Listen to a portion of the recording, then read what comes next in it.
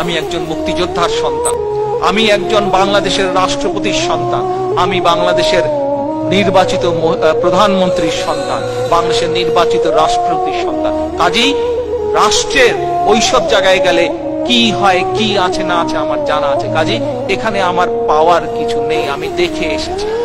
আজ আজ আজ আমি আমার বাবার রেখে যাওয়া আদর্শ পালনের চেষ্টা করছি। কতটুকু সফল হয়েছে পরবর্তীকালে জাতি সেটি বিচার করবে।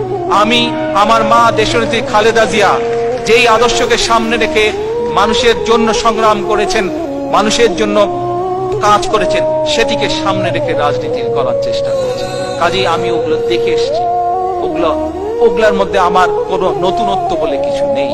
আমার কাছে একটি চাওয়া, যে জন্য শহীদ রাষ্ট্রপতি জিয়াউর রহমান জীবন উৎসর্গ করেছেন, জীবন দিয়েছেন, শহীদ হয়েছেন, যে জন্য আজকে আমার ৭৬ বছর বয়সী মা দেশনেত্রী বেগম খালেদা জিয়া আজও জেল খাটছেন, কি সেই উদ্দেশ্য, কি সেই লক্ষ্য? সেটি হচ্ছে বাংলাদেশের মানুষের ভোটের অধিকার, বাংলাদেশের গণতন্ত্র প্রতিষ্ঠা।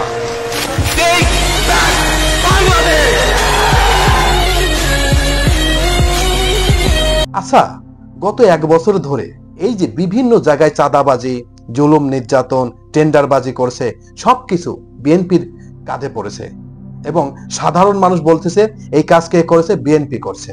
এখানে কিন্তু জামাত ইসলামের নাম আসে নাই, এখানে কিন্তু এনসিপির নাম আসে নাই, এখানে কিন্তু চরমোনাই বাংলাদেশের নাম আসে নাই, সব নাম আসছে বিএনপির। তো বিএনপি তাহলে কাজগুলো করছে। এখন বিএনপির যে পার্সেন্টেজ, তাতে মনে হচ্ছে যে আগামী নির্বাচনে বিএনপির জেতার সম্ভাবনা খুবই কম। আর যদি পিআর সিস্টেম চালু হয় তাহলে বিএনপির অন্ধকার, বিএনপির আসলে জিততে পারবে না। কারণ বর্তমান যে পরিস্থিতি, বাংলাদেশের ম্যাক্সিমাম মানুষ বিএনপির কর্মকাণ্ডকে এখন ঘৃণা করে। এখন একটাই আশার বাণী, আগামী জুলাই মাসের ২৮ তারিখে তারেক রহমান বাংলাদেশে আসবেন।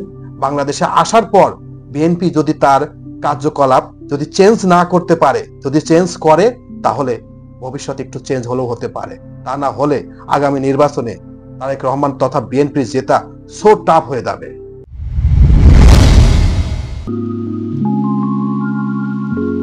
আসসালামু আলাইকুম।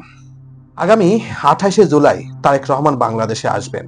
তারেক রহমান যদি বাংলাদেশে না আসে, বিএনপির ভবিষ্যৎ অন্ধকার। কারণ ওই মির্জা ফখরুল ইসলাম আলমগীর, সালাউদ্দিন আহমেদ যে স্টাইলে কথা বলছে, তাদের যেভাবে সংবাদ সম্মেলন করছে, এতে বাংলাদেশের সাধারণ মানুষ খুবই বিরক্ত ফিল করছে। কারণ গত ১ বছর যত টেন্ডারবাজি, যত চাঁদাবাজি, যত অন্যায়মূলক কাজ আছে, সবকিছুর বিএনপির কাঁধে পড়েছে। আর বিএনপির এটার প্রত্যুত্তর দিতে পারে নাই। কারণ যেখানে অন্যায় হয়েছে কে করেছে? বিএনপি করেছে।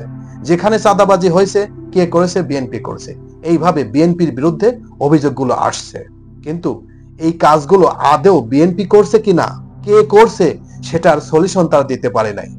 এবং বিএনপির নীতি নির্ধারকরা বলছে বিএনপি অনেক বড় একটি দল, কোথায় কি হচ্ছে সবগুলো তো অবজার্ভ করা আমাদের পক্ষে অসম্ভব।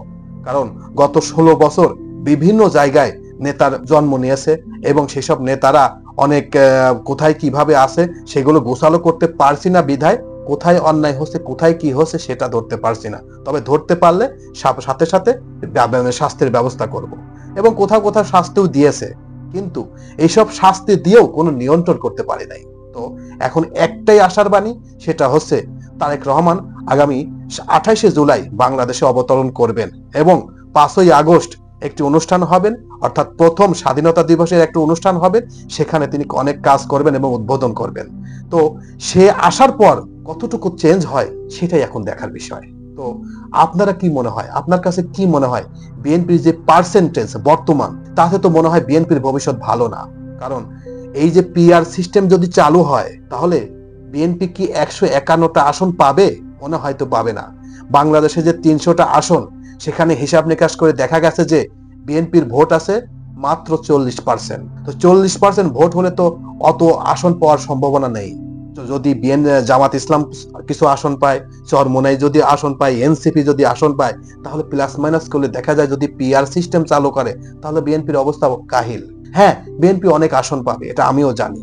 কিন্তু বর্তমান যে প্রেক্ষাপট, বিএনপির যে কার্যকলাপ, সেটা হিসাব নিকাশ করে দেখা যাচ্ছে যে বিএনপির ভবিষ্যৎ ভালো না। যেখানে অন্যায়, যেখানে চাঁদাবাজ, যেখানে টেন্ডারবাজি, সেখানে বিএনপির নাম। বিএনপি কোনো সমাধান করতে পারে নাই 1 বছরে। বাংলাদেশের সাধারণ মানুষ বিএনপির কার্যকলাপে সম্পূর্ণ হতাশা প্রকাশ করছে। তো আপনারা কি বলেন, তারেক রহমান বাংলাদেশে আসলে এটা কি চেঞ্জ হবে? আমার মনে হয়, আমি ছোট্ট জ্ঞানে যেটা বলতে পারি, তারেক রহমান বাংলাদেশে এসে বাংলাদেশের 64টা জেলা যদি একবার ভিজিট করেন এবং প্রত্যেকটা জেলায় যদি সে একটা জনসভার আয়োজন করেন, তাহলে চেঞ্জ হলেও হতে পারে।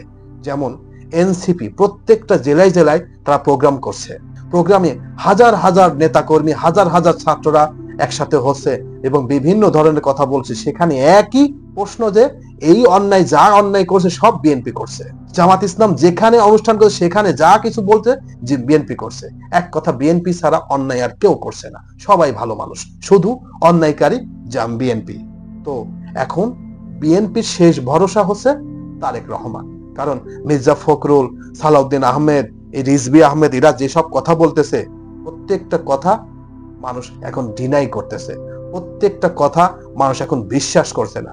কারণ অনলাইন জরিপে যখন যেটা হচ্ছে, তারা যে মন্তব্য করছে সেগুলোর যে জরিপ দেখা যাচ্ছে যে সেখানে প্রায় 8 লাখ, 10 লাখ, 15 লাখ ভোট পড়ছে, সেখানে দেখা যাচ্ছে বিএনপির বিরুদ্ধেই ভোট পড়তেছে। তো আমি মনে করি বিএনপির ভবিষ্যৎ এখন ভালো না। তো তারেক রহমান বাংলাদেশে আসার পর বেগম খালেদা জিয়া যদি কোথাও কোনো প্রোগ্রাম করতে পারে, তাহলে চেঞ্জ হলেও হতে পারে। তা না হলে বিএনপির ভবিষ্যৎ ভালো না, ভালো না, ভালো না। তো আমার এই কথাগুলো আপনাদের কাছে কেমন লাগলো আমি জানি না, তবে আমি যে কথাগুলো বললাম এটা টোটাল অ্যানালাইসিস করেছি। আমি অনেক কিছু অ্যানালাইসিস করে দেখেছি যে বর্তমান বিএনপির ভবিষ্যৎ ভালো না। এখন বিএনপিকে বাঁচাতে পারে শুধুমাত্র একজনই, সে হচ্ছে তারেক রহমান। তারেক রহমান বাংলাদেশে আসার পর সে যদি প্রত্যেকটা জেলায় একটা করে প্রোগ্রাম করে এবং প্রত্যেকটা জেলায় যত মানুষ আছে যদি শোনে যে তারেক রহমান অমুক জেলায় আসতেছে, তাহলে আবার বিএনপির নতুন জীবন ফিরে পাবে। এবং আমরা ওই যে শুনেছিলাম না, যখন শহীদ প্রেসিডেন্ট জিয়াউর রহমান ক্ষমতায় ছিল, তখন নাকি সে বাংলাদেশের প্রত্যেকটা জেলায় তিনি ভিজিট করেছিলেন। এবং এছাড়াও 2001 সালেও তারেক রহমান কিন্তু প্রত্যেকটা জেলায় ভিজিট করেছিলেন। ওইভাবে যদি ভিজিট করে তাহলে একটু হলেও চেঞ্জ হতে পারে। তা না হলে বিএনপির বর্তমান যে পরিস্থিতি, বিএনপি যে কর্মকাণ্ডগুলো করছে এখন, ভাই খুবই কষ্টদায়ক। ভাই যেখানে দেখতেছি সব জায়গায় ভাই বিএনপির পদচারণা। আসলে এই কাজগুলো কারা করছে, কিভাবে করছে, এটার তথ্য কারোর জানা না থাকলেও যে অন্যায়গুলো করছে সবকিছু বিএনপির ঘাড়ে পড়ছে। তো বিএনপির বর্তমান যে পরিস্থিতি ভাই খুবই কষ্টদায়ক। তো আমি মনে করি বিএনপি যা করছে এটা যদি সমাধান করতে না পারে, তাহলে বিএনপির ভবিষ্যৎ ভালো না, ভালো না, ভালো না। তো আমার কথাগুলো আপনারা মিলে নিয়েন যে আমি যে কথাগুলো বললাম একটুখানি ভুল আছে। যদি ভুল থাকে তাহলে আপনাদের মতামত কমেন্ট বক্সে জানাবেন। আর যদি আমি পজিটিভ বলি তাহলে পজিটিভের কথাগুলো আপনারা কমেন্ট বক্সে জানাবেন যে আমার কথাগুলো, আমার মন্তব্যগুলো, আমার ধারণাগুলো সঠিক আছে কিনা। তো সবাইকে ধন্যবাদ জানিয়ে এখানেই শেষ করছি। আল্লাহ হাফেজ।